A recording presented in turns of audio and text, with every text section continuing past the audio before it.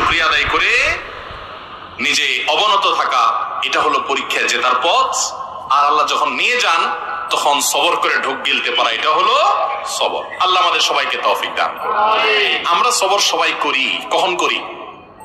মনে করেন মসজিদ থেকে বাইরে দেখেন জুতাটা নাই, মোবাইলটা ভুলে উজুখানায় থুইয়া মসজিদে ঢুকছেন, এসে দেখেন মাত্র নামাজ পড়ে আসছেন, টুপিটা মাত্র খুলছেন, এখন দেখেন মোবাইলটা নাই, জুতাটা নাই।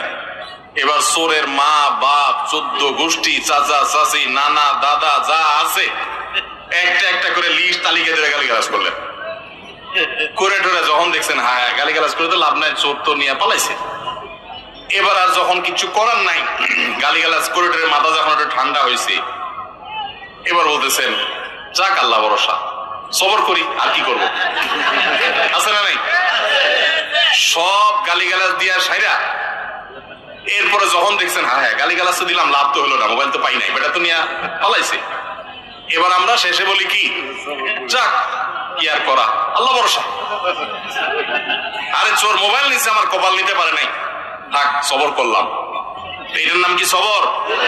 নবী করিম সাল্লাল্লাহু আলাইহি ওয়াসাল্লাম বলেছেন ইন্নামাস সাবরু ইনদা সাদমাতিল উলা, প্রথম ধাক্কা যখন আসবে, হঠাৎ করে শুনলেন বাপ মারা গেছেন, মা মারা গেছেন, ছেলেটা মারা গেছেন, অ্যাক্সিডেন্ট হয়েছে, বড় বিপদ হয়েছে, ওই সময় যদি নিজেকে ধরে রাখতে পারেন, দাঁত খিচে না আমার মুখ দিয়ে কোনো খারাপ কথা বের হবে না, আমার আল্লাহ আমার পরীক্ষা নিচ্ছেন, আমি সবর করব।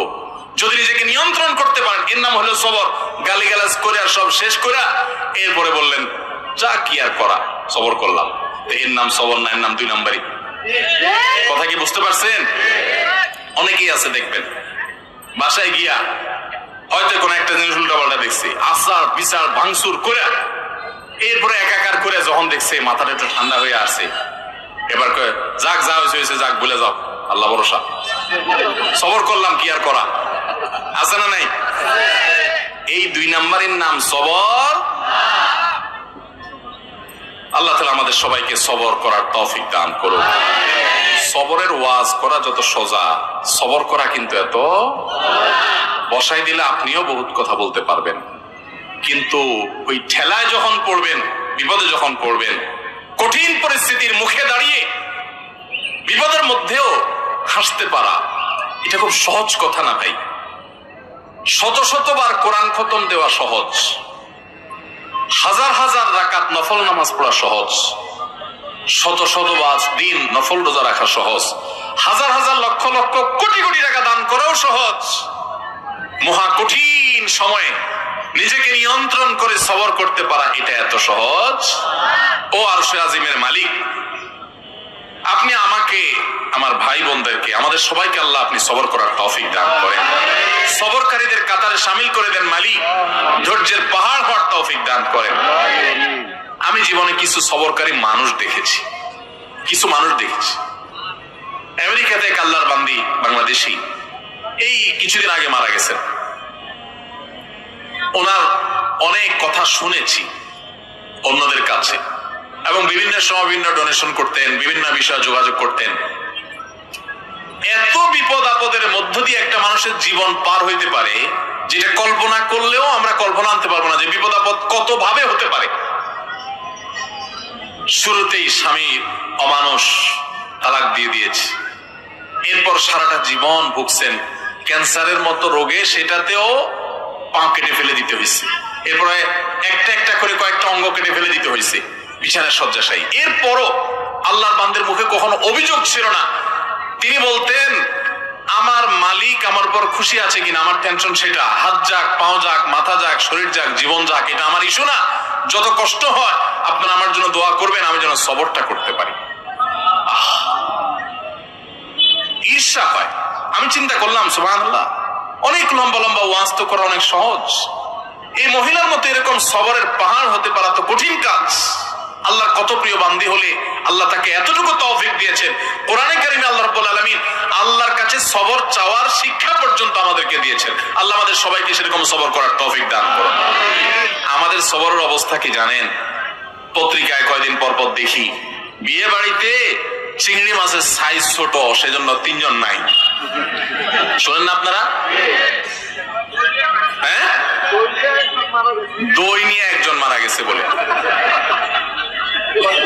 করতেছি ব্রাহ্মণবাড়িয়ার মাটিতে বসে।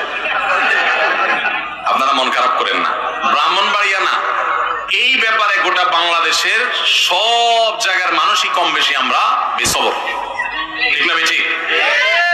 ভাইরা আমার, কোন মুখে আল্লাহর কাছে জান্নাত দাবি করব বলেন?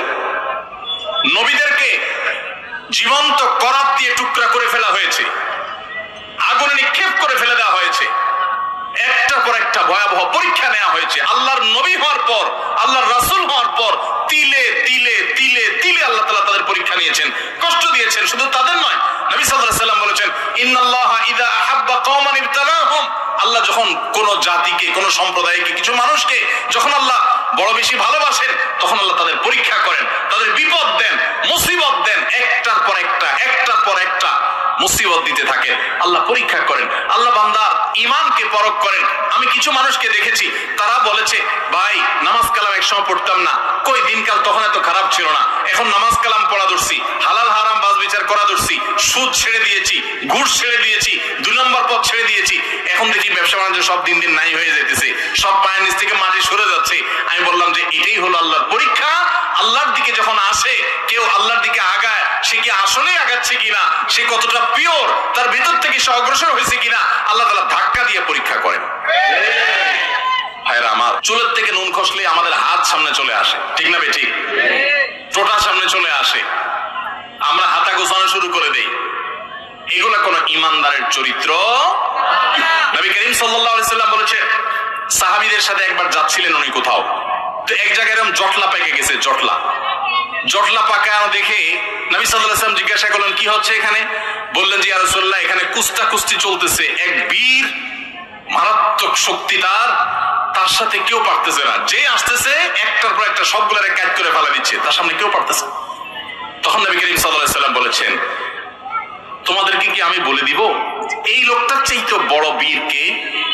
এ তো বাহাদুর খুব, এর চাইতে বড় বীর, এর চাইতে বড় শক্তিশালী মানুষটাকে জানো? সাহাবীরা বলেন, ইয়া রাসূলুল্লাহ, অবশ্যই বলেন, এর চাইতে আবার শক্তিশালী মানুষকে আমরা তো জীবনে দেখি নাই, কে সে? নবী সাল্লাল্লাহু আলাইহি ওয়াসাল্লাম বলেছেন, আসো তার সাথে পরিচয় করাই। এই লোকটা যে অনেক বেশি শক্তিশালী, সে অনেক বড় কুস্তিগীর, সে সব মানুষকে কুপকাত করে দিচ্ছে। এর চাইতেও বেশি শক্তিশালী, এর চাইতেও বড় বীর, বড় বাহাদুর হলো সে, যার মাথা যখন চরম রাগান্বিত হয়, মাথা যখন রক্ত যখন লাল হয়ে গরম হয়ে যায়, মাথা যখন তার হট হয়ে যায়, এই গরম হওয়ার পর, রাগ উঠার পর, চরম রাগের মধ্যেও যে নিজেকে ধরে রাখতে পারে, কন্ট্রোল করতে পারে, ডিলার মতো ছেড়ে দেয় না রাগ, যেখানে সেখানে যা তা করে পরে বেজ্জত হয় না, মুখ ছোট হয় না, নিজেকে যে নিয়ন্ত্রণ করতে পারে, এই লোকটা হলো এই কুস্তিগীর লোকদের চাইতে বড় বীর। ভাইরা আমার, অনেক লোক আছে দেখবেন রাগের সময় ডাইরেক্ট হয়ে যায়, আছে না? ডাইরেক্ট হওয়া বুঝেন কি? মুখ দিয়ে যা আসে তা ছেড়ে দিছে, হাত দিয়ে যা আছে ভেঙে ছেড়ে দিছে। এরপর জিজ্ঞেস করেন, ভাই এটা কোনো কাজ করলেন? মাথা যখন ঠান্ডা হয় তখন যদি জিজ্ঞেস করে, ভাই এটা কোনো কাজ করলেন? বাবার বয়সী লোকটা গায়ে হাত দিলেন, এভাবে মুখ খারাপ করলেন, আপনি এটা শিক্ষিত মানুষ ভাই, এভাবে আপনি এই জিনিসটা ভাঙচুর করলেন, জিনিসটা কি ধরছিল ভাই? যখন জিজ্ঞেস করবেন তখন কি বলবে? আর এসব বলুন, আমার মাথা ঠিক আছে না। তো মাথা ঠিক না থাকলে তার নাম কি? তার তো হসপিটালে থাকা উচিত। লজ্জাও হয় না যে সে আবার বলতেছে মাথা ঠিক আছিল না। মাথা ঠিক আছিল না মানে তুমি তো পাগল ছিলে, এটা বলো যে আমি মেন্টাল। ভাইরা আমার, এইরকম মেন্টাল মানুষ আমাদের সমাজে ভরা, ঠিক না বেঠি? সমাজে ভরা। ডাইরেক্ট হয়ে যায় যে এটা তো ডায়রিয়ার রোগীর মতো। ডায়রিয়ার রোগীর যখন ডাইরেক্ট হয়ে যায় তখন বেচারারা কন্ট্রোল নিজের প্রতি থাকে না, টয়লেট পর্যন্ত যাইতে পারে না, আগেই কাম সেরে যায়, ঠিক না বেঠিক? তো যে ব্যক্তির রাগ আসার পর এটা ধরে রাখতে পারে না, কন্ট্রোল করতে পারে না, ছেড়ে দেয়, যেখানে সেখানে যা তা গড়ায় ফেলায়, এই ব্যক্তি হলো এই ডায়রিয়ার রোগীর মতো ডাইরেক্ট হয়ে গেছে, লুজ হয়ে গেছে।